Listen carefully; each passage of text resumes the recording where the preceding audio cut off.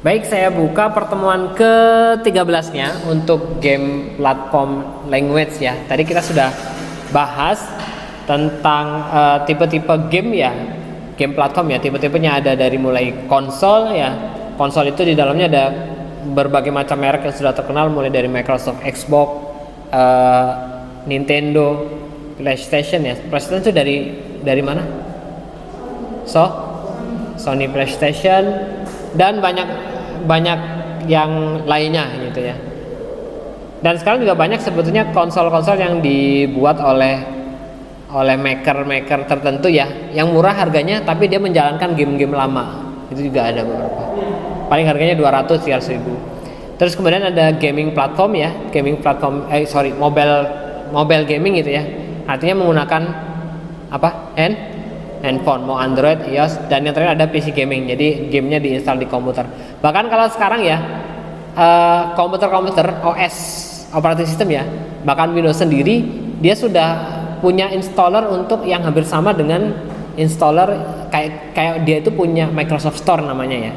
Microsoft Store, jadi kita bisa install langsung dari store. Jadi tidak perlu lagi beli CD lagi gitu ya. Jadi langsung install dari dalam tanda kutip Play Store-nya Microsoft lah kalau lebih gitu. Oke.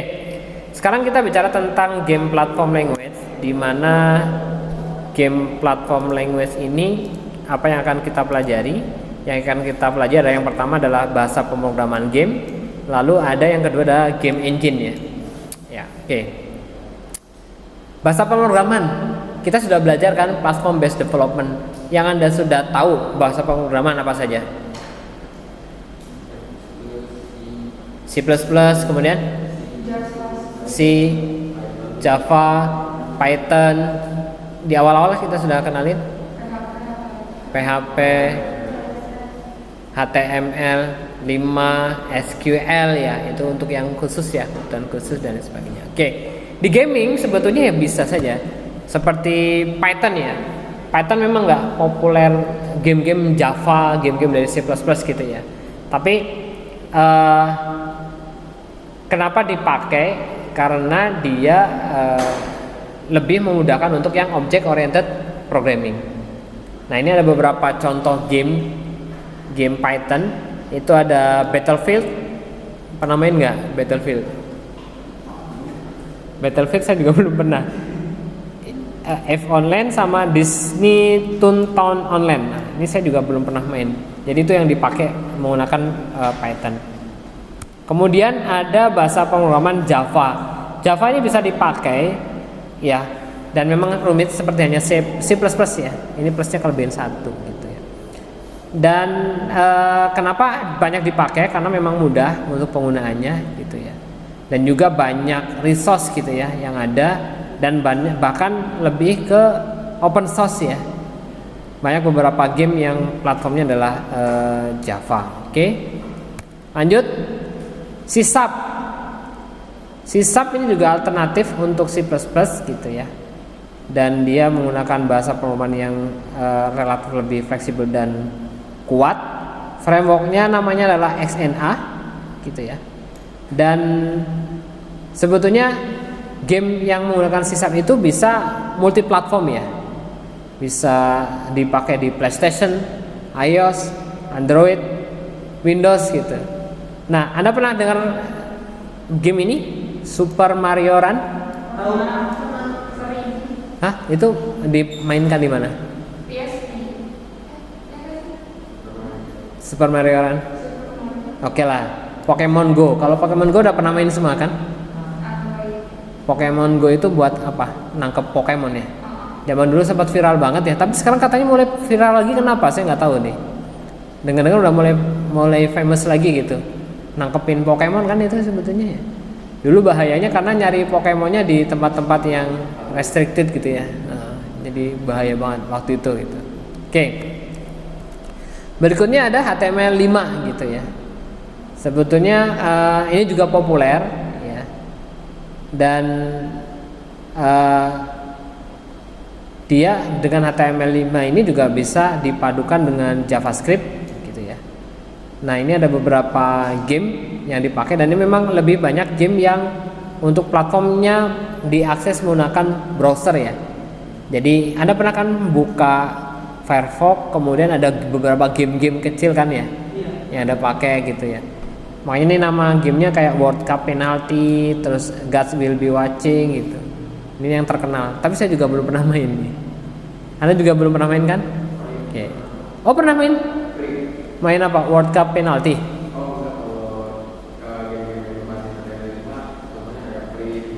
Yang ya itu apa? Game web ya. Oh jadi kayak kumpulan game gitu ya. Tapi ini memang udah dibuatnya dalam HTML5 gitu. Jauh sebelum HTML5 dulu mungkin orang tahu pakai yang Flash, pernah dengar nggak? Pakai Flash, kemudian Flash sudah nggak dipakai lagi ya karena isu security dan sebagainya. Sekarang pindah ke HTML5 kalau nggak salah itu ya. Ya. Oke lanjut. JavaScript. Ya ini game online, ini bahasa paling powerful, banyak fungsinya gitu ya, dan bisa dikombin dengan HTML atau Hypertext Markup Language dan CSS-nya gitu ya. Kalau kita sudah membahas kemarin gitu.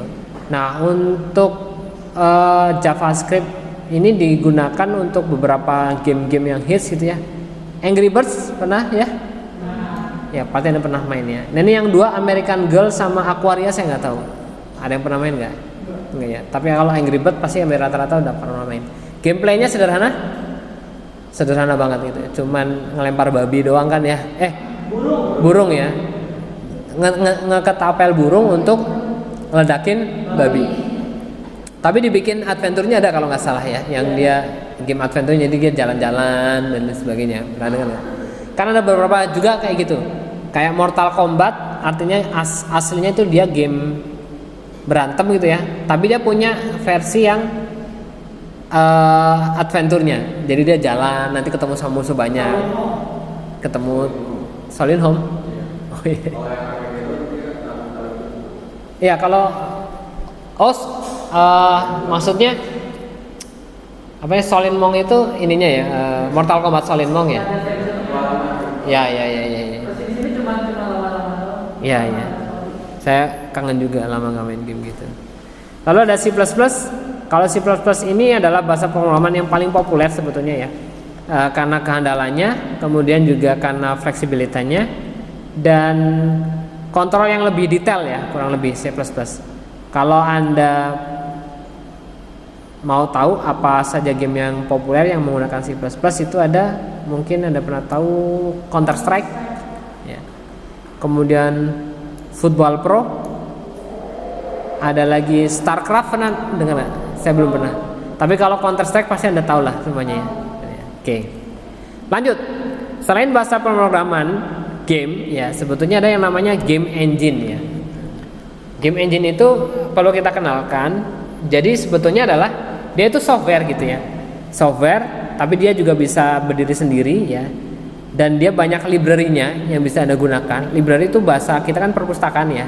Jadi kita bisa ambil beberapa library dari orang yang udah dibuat atau dari si engine-nya itu sendiri gitu ya. Library itu bisa dipakai untuk macam-macam ya, untuk komunikasi misalnya dengan hardware kah atau kemudian grafis dan lain sebagainya. Nah, fungsi-fungsi dasarnya yang pertama itu fungsi rendering. Anda tahu rendering? Rendering simpelnya apa berarti? Jadi gambar yang awalnya adalah 2D, kemudian agar menjadi motion picture itu harus diproses namanya di render gitu kan. Jadi supaya ya smooth gerakannya dan lain sebagainya. Lalu ada basic engine, kemudian ada audionya, lalu ada scripting. Scripting tau nggak? Ya betul, scripting program karakter, kemudian pengatur dan penampilan animasinya, lalu ada jaringannya, memorinya, dan yang paling penting adalah pengaturan grafisnya mau seperti apa.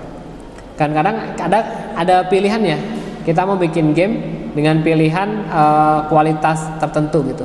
Dan biasanya kalau zaman sekarang itu sudah disesuaikan dengan hardware gitu kan.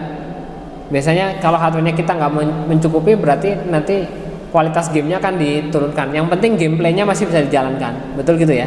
Ya. Kalau zaman dulu nggak dipikirin sampai situ. Jadi game diinstal ya harus mengikuti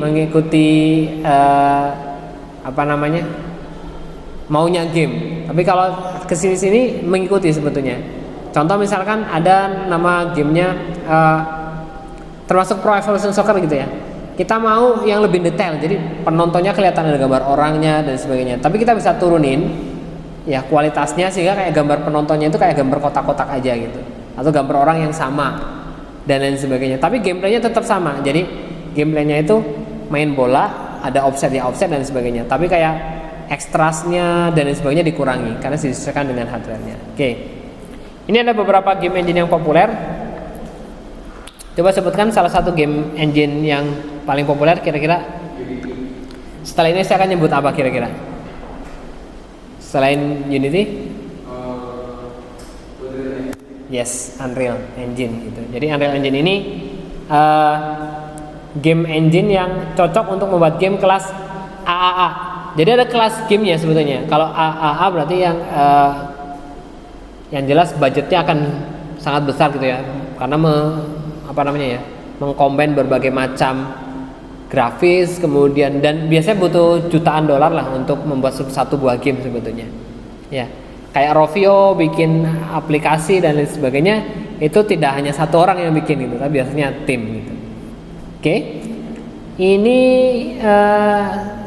Unreal juga sudah mulai 2015 ini gratis gitu ya.